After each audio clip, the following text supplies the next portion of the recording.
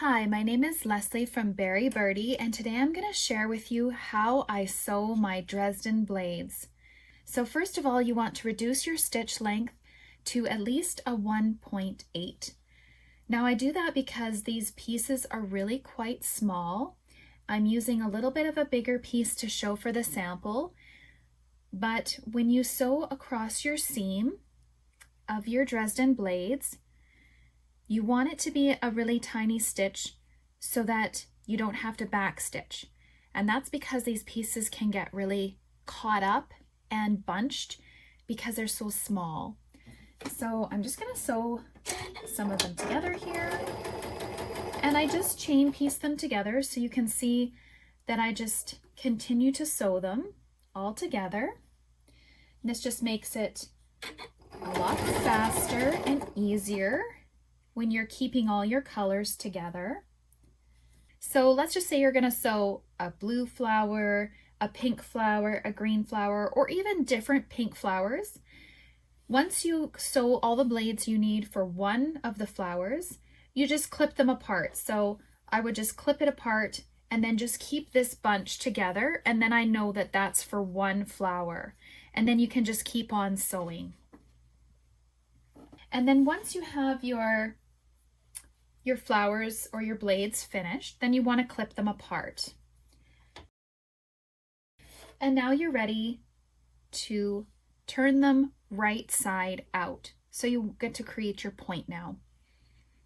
So I have a little trick I'm just going to share with you to get a really nice point. You want to hold your scissors like this. Then you want to take your blade and you use your thumb inside the blade here, just like this.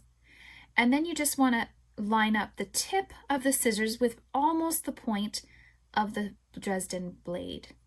And then all you have to do is just turn it over. And then you can see you have a really nice point on your blade.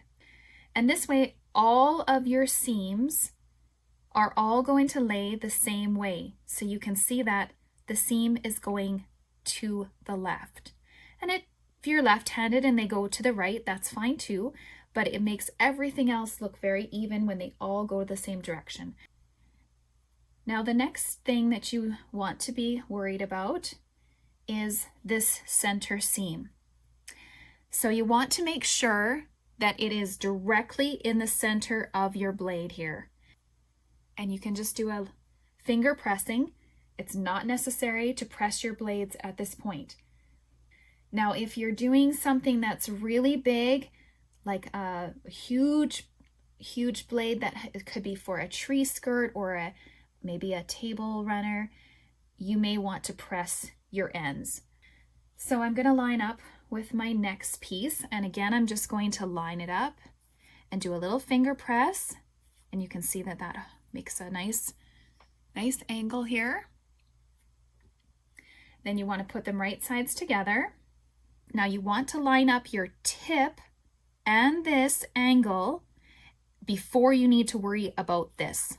So this is super important because this end you can fuss around with later, but you really want to make sure your tips are the same and your side piece is the same. So see, now I have it underneath the presser foot, and now I can just give it just a little tuck over and line it up here at the bottom. And I do keep my stitch at 1.8. I don't change it. Especially for these tiny blades. Because again, you don't want to have a back stitch here. Now, one other thing I do too is I kind of give this end a little pull just to tighten these threads here at the end. And it's almost as though it kind of knots it, sort of, because you pull them nice and tight. And then I trim them right at the edge. Then you want to fold your seam over like so. And then you want to get your second or your third blade. Same thing, line up the edges, line up the tip,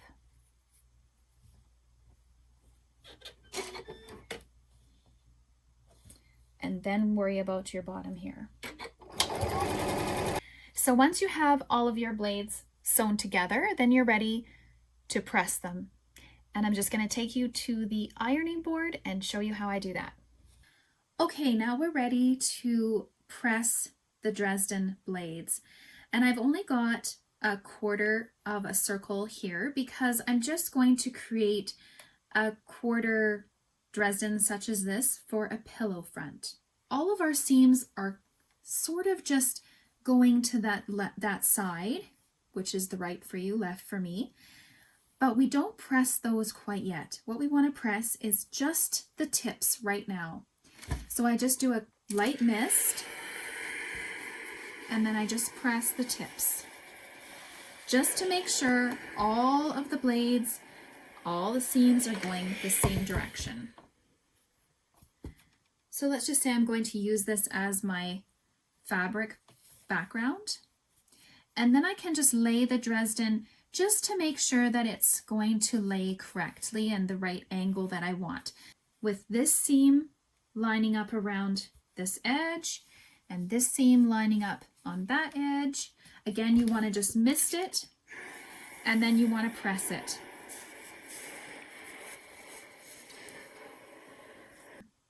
And then you'll have a super nice and even Dresden. Now I'm going to show you how to sew the center circle of your Dresden.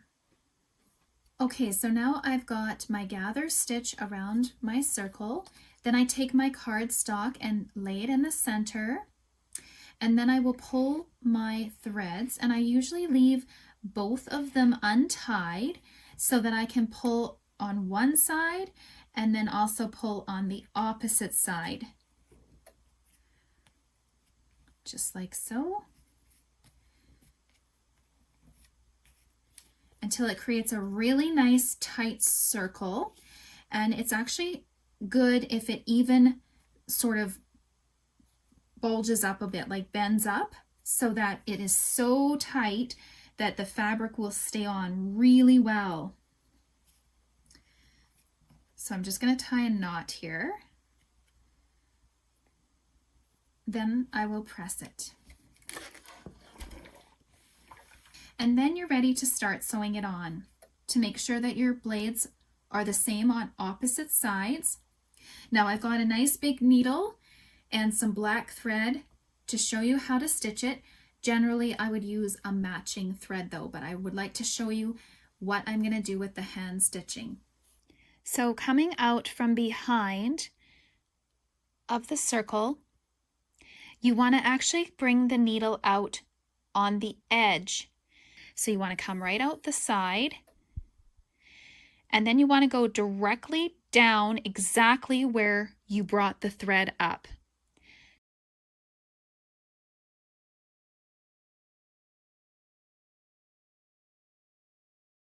Come out the side again. So you can see that it's hardly even showing right there. So I'm just going to go down exactly where the thread came up and then come out the side again.